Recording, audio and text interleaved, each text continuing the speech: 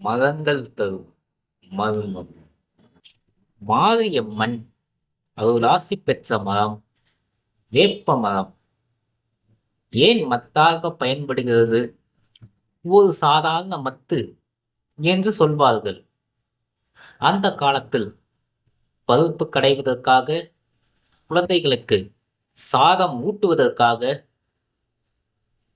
அந்த மத்து பயன்படுத்துகிறார்கள்.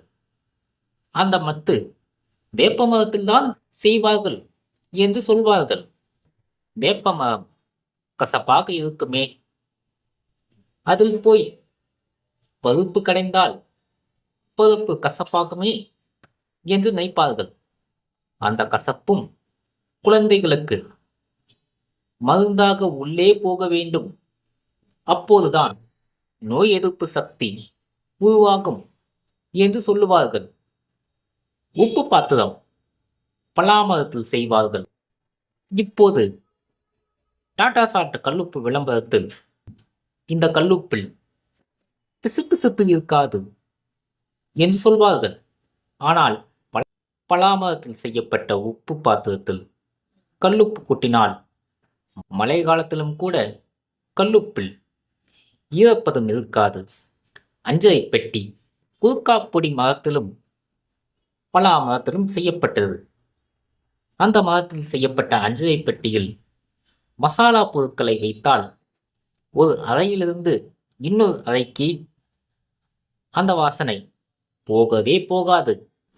புங்க மரத்தால் தான் தேன் உருவாக்கப்பட்டது. அந்த காலத்தில் தேர் செய்வதற்கு 3 தலைமுறைகள் ஆகும். இப்போது தேர் செய்ய 3 அல்லது 6 மாதங்கள் ஆகும். வேப்ப மரத்தை இடித்தால் ஒரு அனல்